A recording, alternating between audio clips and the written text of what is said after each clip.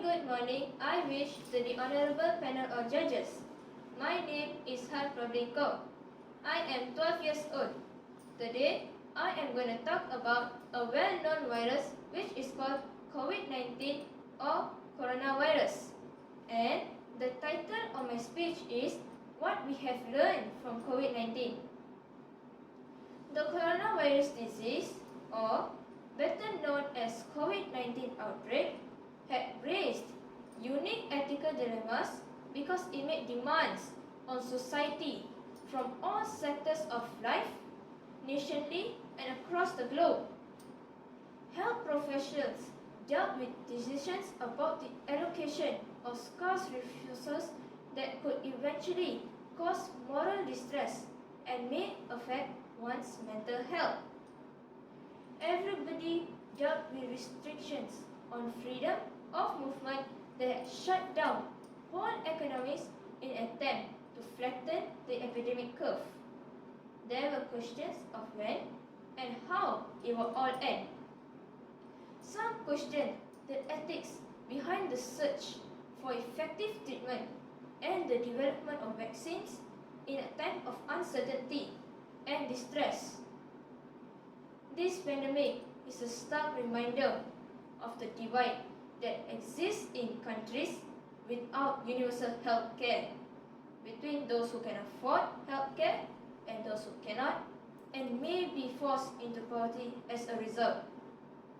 Good hygiene practices such as effective hand washing and physical distancing are effective means to flatten the curve and reduce the economic burden. In poorer societies, these simple measures may not be feasible. We need to be aware that the COVID-19 pandemic will have mental health consequences. Resource allocation decisions generated conflicts and mixed sentiments for both healthcare providers and the general public. Moral distress affected all of us and must be respected and openly discussed.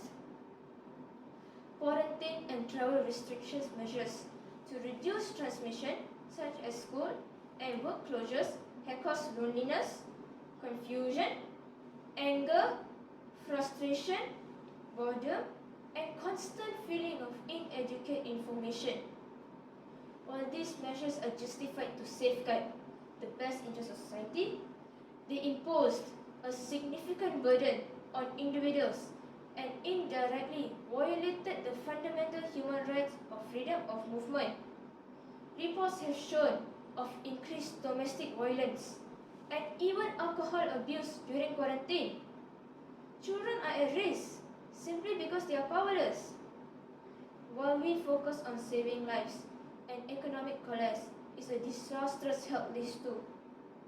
Access to healthcare was a heightened concern for those in economic hardship, especially as the pandemic brought additional risks for less secure workers. Many companies had instructed staff to work from home, but for many, this was not an option. Eventually, the pandemic had economically impacted everyone. There was a need for interventions to curb the problem. We had an ethical obligation to learn as much as possible quickly to develop effective health policies, drugs, and vaccines.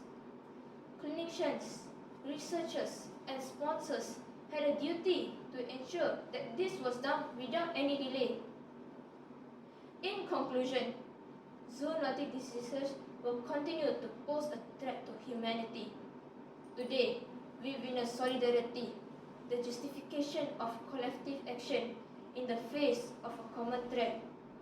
International community are slowly coming together as one to collaborate, coordinate, share lessons learned, and help one another. Yet, we must be mindful of the gap between social acceptance and ethical acceptability. Politicians and leaders must not ignore scientific facts. We are working together for the good of mankind. What we must not do is to blame one another in this time of uncertainty. Until every country is safe, no country will be safe. Thank you.